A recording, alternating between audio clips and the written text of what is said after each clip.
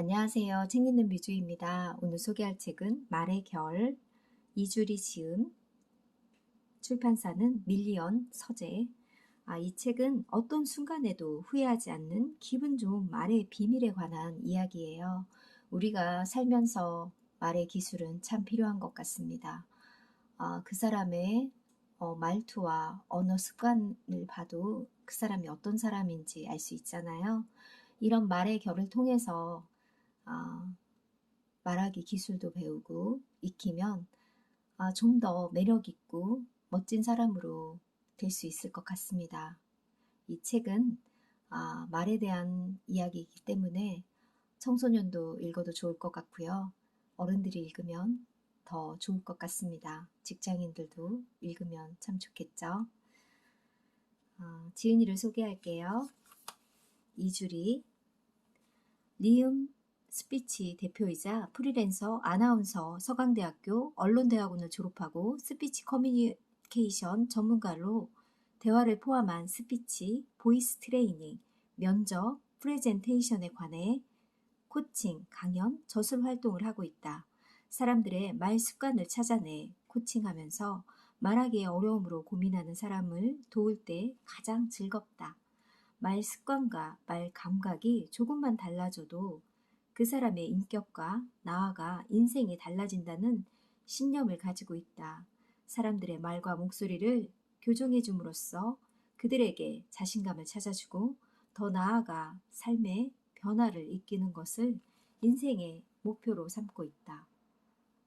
참 멋지십니다. 이런 직업도 참 멋진 직업인 것 같아요. 프롤로그, 좋은 말 습관이 켜켜이 쌓여 말에 결을 이룬다. 그때 이렇게 말했어야 했는데 점점점 이럴 때 있잖아요. 우리도 낙화난상지라는 말이 있다. 한번 떨어진 꽃은 다시 가지에 달릴 수 없다는 뜻으로 이미 발생한 일을 되돌리지 못한다는 것을 비유하는 말이다. 어째서 호의로 꺼낸 말들과 상대방이 받아들이는 감정 사이에 메우기 힘든 간격이 생기는 것일까? 꼭 해야 할 말이 있었는데 횡설수설하거나 머뭇거리거나 결국 꺼내지 못하는 경우도 많다. 말에도 결이 있다. 말의 결이 부드러운 사람은 상대에게 호감과 신뢰를 얻는다. 그들의 말 속에는 배려가 듬뿍 담겨 있기 때문이다. 말을 잘하고 싶은데 어디서부터 시작해야 할지 막막한 사람들에게 안내세가 되기를 바라는 마음으로 이 책을 썼다. 제가 이 책을 읽어보니 정말 말에 대한 안내서, 사람들과 대화할 때 이런 기술이나 기법을 알면 참 좋겠다는 생각이 들었던 책입니다. 여러분들도 꼭 읽어봤으면 좋겠어요. 목차 챕터 1 어떤 순간에도 후회하지 않는 말 습관, 챕터 2 호감을 끌어당기는 사소하지만 강력한 화법, 챕터 3 관계에 윤기를 더하는 말의 결, 내가 진짜 하려던 말, 그런 뜻으로 말한 게 아닌데 상대를 위하는 마음으로 조언했는데 반응이 차갑거나 상대에게 분명 칭찬을 했는데 분위기가 가라앉거나 분위기를 띄우려고 했는데 되레 폭망하는 경우, 이런 것도 결국은 다 말 감각이 부족해서 벌어지는 일이라고 합니다. 잦은 말 실수를 하는 사람들은 말 감각이 부족해서 그런 경우가 많다. 한 번 더 상대방 입장에서 생각하고 맞는 표현을 고르라고 합니다. 마음과 다른 말 한마디로 인해 나의 이미지가 안 좋게 낙인 찍히기도 하고 소중한 사람과의 관계가 틀어지기도 합니다. 우리 살다 보면 이런 경우 있잖아요. 말 실수를 줄이는 3가지 방법. 첫째, 말에 대한 좋은 경험을 쌓으라고 합니다. 둘째, 호흡을 안정시키자. 숨이 더 가빠지면 말이 꼬인다고 합니다. 셋째, 스스로 칭찬하고 격려하자. 괜찮아, 별거 아니야, 잘할 수 있어. 이와 같은 긍정적인 자기 암시로 실제로 힘을 주라고 합니다. 대화는 타이밍이다. 맞아요. 대화도 인생도 타이밍이라는 거는 확실히 맞는 것 같습니다. 해야 할 말을 놓치지 않는 법, 흔히 인생과 사랑은 타이밍이라고 한다. 원하는 결과를 얻기 위해서는 타이밍을 잘 맞춰야 한다. 대화에서도 타이밍의 중요성은 아무리 강조해도 지나치지 않다. 말 실수를 인지한 순간 즉시 정정하고 사과하는 것이 좋다고 합니다. 어떤 상황에서도 상대의 마음을 헤아리고 진심으로 미안한 마음을 전해야 한다고 합니다. 사과도 타이밍이 참 중요하죠. 나의 평판 말투에 달렸다. 말투가 이쁘거나 말을 예쁘게 잘하는 사람은 정말 함께 일하고 싶을 것 같아요. 늘 같이 하고 싶고.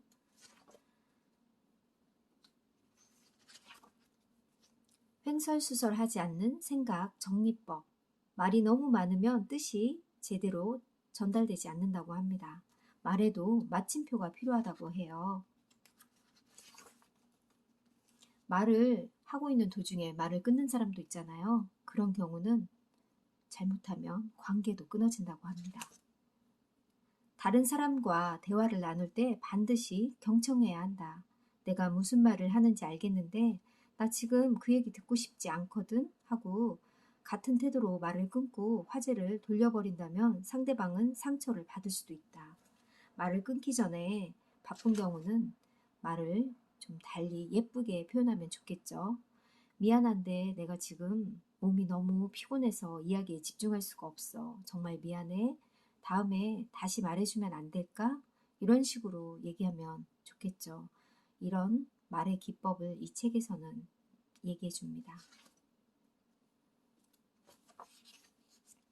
꼼꼼한 것과 답답한 것의 차이. 실수를 줄이고자 의도가 나쁜 것은 아니지만 반응 속도가 지나치게 느리면 답답하고 굼뜨다는 인상을 줄 수가 있다고 합니다. 공감의 말에는 내 이야기를 덧붙이지 않는다. 맞아요. 우리가 어떤 사람이 어떤 사연이나 자기 이야기를 할 때 화가 나거나 속상한 나머지 너무 공감하는 경우 있잖아요. 같이 흥분하면서요. 그러지 말라고 합니다. 그런 에피소드 이야기도 여기 나와 있고요. 조금 틀려도 괜찮다. 나는 맞고 너는 틀리다. 대화는 상호 대등한 관계에서 진행되어야 한다. 상대에게 좋은 정보 혹은 깨달음을 주려는 의도라 할지라도 계속되는 지적하는 말투는 불쾌감을 준다고 합니다. 가르치는 듯한 말투만큼 불쾌한 것이 없다.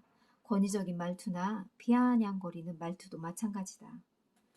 주변에 이런 사람들 꼭 한두 분은 꼭 있죠. 강요하지 말고 권유하라.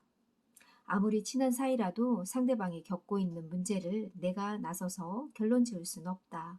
그런데도 우리는 종종 타인의 일을 내 일처럼 지나치게 관여하려 든다. 너무 깊게 개입해서 결론 내리면 안 된다고 합니다. 마음이 다치는 과잉 공감. 저도 이 부분에 좀 공감을 했어요. 저도 특히 좋아하는 사람한테는 이야기에 더 과잉을 하면서 같이 맞장구 치면서 같이 그 사람이 화가 난 일을 얘기하면 저도 막 화가 나거든요. 근데 너무 그러면 안 된다고 하니까 그런 방법도 참고하면 좋을 것 같습니다.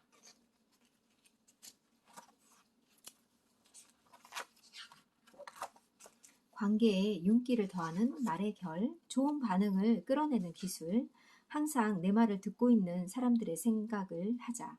내가 지금 어떤 사람과 이야기하고 있는지를 기억하고 그에 맞게 대화를 풀어가는 것이 좋다. 상대방을 알면 통하는 이야기를 할 수 있다. 맞아요. 제가 친구에게 어떤 얘기를 하려고 전화를 했는데 그 친구가 본인 얘기만 자꾸 하는 경우도 있잖아요. 그럴 때는 좀 씁쓸한 그런 기분이 들 때도 있잖아요. 경청은 관계를 긍정적으로 개선하고 돈독하게 만드는 윤활유이다. 흘려듣지 말고 상대방의 의도를 염두에 두고 듣는 훈련이 필요하다. 인간의 입은 하나이고 귀는 둘이다. 말하는 것보다 듣는 것을 2배 이상 해야 한다는 뜻이다. 이 말은 탈무드에서 나온 말입니다. 나를 주목하게 하는 기술, 대화하는데 휴대폰을 자꾸 보는 사람 있죠. 그러면 기분이 좀 나쁘겠죠.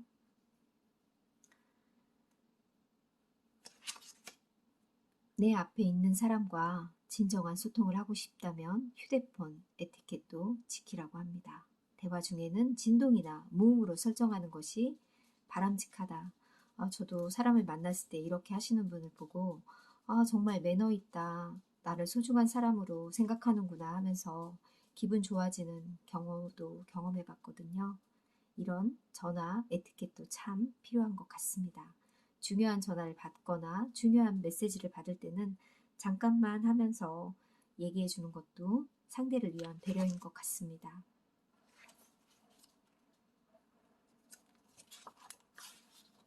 모든 사람들을 대화에 끌어들이는 기술, 단 한 명도 소외되지 않는 대화 방법이 있다고 합니다. 모든 사람들이 자연스럽게 대화에 참여하면 분위기가 좋아진다. 대화에 적극적으로 참여하지 않는 일부 사람들도 소외감을 느끼지 않도록 배려하는 감각이 꼭 필요하다고 합니다. 이걸 잘하시는 분이 바로 유재석이죠. 유재석의 말하기 방식의 가장 큰 장점은 바로 참여자의 대화를 적절히 배분하는 능력이라고 합니다. 그래서 유재석이 많은 이들에게 사랑과 인기를 받는 것 같습니다. 누구나 말할 기회를 주어라. 셋이서 대화를 하다 보면 의도치 않았는데도 둘만 아는 대화를 하는 경우 있잖아요. 그렇지 못한 상황이라면 둘만 아는 내용을 다른 한 명에게 간략하게 설명을 하고 대화를 이어나가는 게 좋다고 합니다. 눈치 없이 둘만 아는 이야기로 성급히 끝내버리면 한 사람이 소외된 기분이 들고 기분이 나쁘겠죠. 이런 태도는 예의에 어긋나는 행동이라고 말합니다.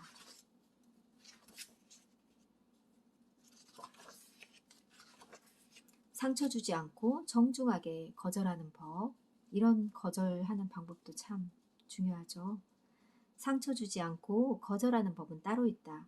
적절하지 못한 요구는 정중하게 거절하는 것이 장기적으로 나와 상대방의 관계를 지속하는 방법이다.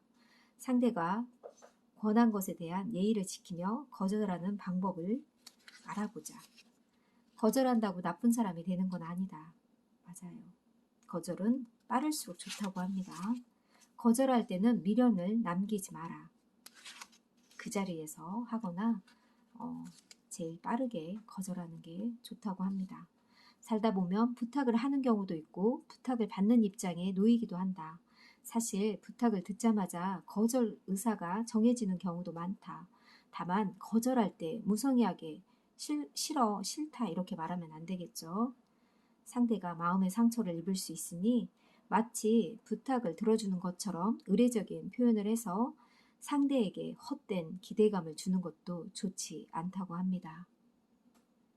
이럴 경우는 거절할 수밖에 없는 이유를 간단히 설명을 하고 서로 미련을 남기지 않아야 한다고 해요. 이런 기술을 아는 것도 참으로 중요한 것 같습니다. 이 거절에 대한 기술도 상세하게 소개되어 있어요. 상대가 원하는 만큼 사과하라고 합니다. 자기가 잘못했을 때요. 사과할 때 놓치지 않아야 할 것들이 있는데 의미 있는 사과란 피해를 입은 상대방의 마음을 움직여야 한다고 합니다. 우리 TV나 언론을 보면 사과를 이상하게 하거나 사과를 한다고 했는데 되레 되어 사람들의 화를 돋구는 경우도 있잖아요. 사과의 기술은 정말 잘 해야 되고 그런 기술도 익혀야 된다고 생각합니다. 이 책에서는 첫째, 사과할 기회를 놓치지 말아야 한다고 합니다. 둘째, 사과의 말을 전하는데도 기술이 필요한데 반드시 3단계를 거쳐야 한다고 해요. 내 잘못을 인정하고 재발 방지를 약속하고 상대의 용서가 끝까지 나를 용서해줘 하는 그런 용서를 구하는 것을 끝까지 기다리라고 하는 것입니다. 내 잘못을 확실하게 인정하는 것부터 사과가 시작된다고 합니다. 예를 들어서 어떤 사람 있잖아요. 어쨌든 미안해. 내가 잘못한 게 있다면 사과할게. 사실관계 여부와는 상관없이 그냥 미안해. 사과할게. 이런 경우도 있잖아요. 그런데 또 어떤 경우는 이만큼 사과했으면 너도 화를 풀어야지. 나도 할 만큼 했잖아. 그럼 도대체 어쩌라는 거야? 내가 무릎 꿇기라도 빌기라도 바라는 거야? 그렇게 해야 속이 시원하겠어? 이런 식으로 말하는 경우도 있잖아요. 그러면 상대방은 어떤 기분이 들까요? 진정한 용서를 구하고 싶다면 진심을 전하고야 말겠다는 마음가짐으로 상대방의 마음이 풀릴 때까지 몇 번이고 사과해야 한다고 합니다. 기다림 또한 사과의 일부이기 때문입니다. 맞아요. 큰 잘못을 했거나 하면 더욱더 진정한 사과를 해야 될 것 같습니다. 사람은 누구나 실수를 할 수 있다. 그 일로 사과를 해야 한다면 타이밍을 놓치지 말고 상대의 마음이 움직일 수 있도록 진심을 다하자. 그래야 소중한 사람을 잃지 않는다고 합니다. 에필로그. 생각이 말이 되고 말이 행동이 되고 행동이 습관이 되고 습관이 인격이 되고 인격이 한 사람의 인생을 만든다. 이 책을 통해서 말하고 싶은 것은 세 가지다. 첫째, 말 실수만 줄여도 획기적인 이미지 개선이 가능하다는 것. 둘째, 말하는 방식을 바꾸면 소통의 오해를 줄일 수 있다. 셋째, 끼어들기, 말 돌리기, 꼬투리 잡기 등 이런 나쁜 말 습관을 바꾸면 인간관계가 훨씬 부드러워진다고 합니다. 누군가에게 도움이 되었다는 얘기를 들을 때면 뿌듯함과 벅찬 감동이 밀려온다. 이왕이면 많은 이들에게 도움이 되기를 바라며 최선을 다해 이 책을 썼다. 결과적으로 글을 썼던 시간들이 나를 부쩍 성장시키는 값진 시간들이 되었다. 책을 쓰면서 수강생을 비롯해 주변인의 지인들과 말 실수에 관한 후일담을 공유했다.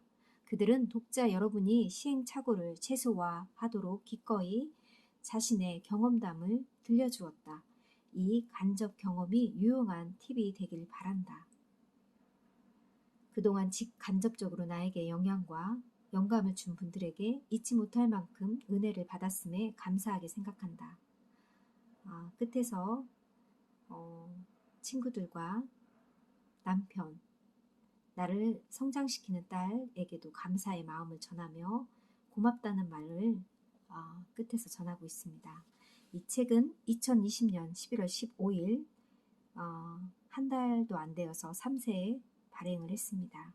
이 책은 정말 모든 이들이 읽었으면 좋겠어요. 제 자녀도 이런 책을 읽어서 말을 예쁘게 하는 그런 습관과 말하는 기술로 인생을 좀 더 풍요롭고 인간관계를 좀 더 잘하는 아이로 자랐으면 좋겠다는 개인적인 생각이 들었던 그런 책입니다. 여러분들도 말을 예쁘게 말 전달을 잘하는 사람이 되었으면 좋겠습니다.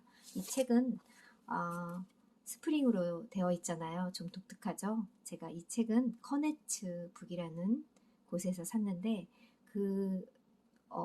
출판사에서는 출판사가 아니고 그곳에서는 이런 책들을 분철비 영원으로 해서 되는 책들이 있어요. 그래서 저도 스프링 분철비 영원이라는 책을 선택해서 이렇게 스프링으로 받아보니까 더 공부하는 책인 것 같고요. 더 읽기도 편하고 넘기기 편해서 참 좋았습니다. 이 책은 커네츠 북이라는 곳에서 제가 구입했습니다. 여러분들도 말을 예쁘게 하는 그런 사람이 되길 바랍니다. 감사합니다.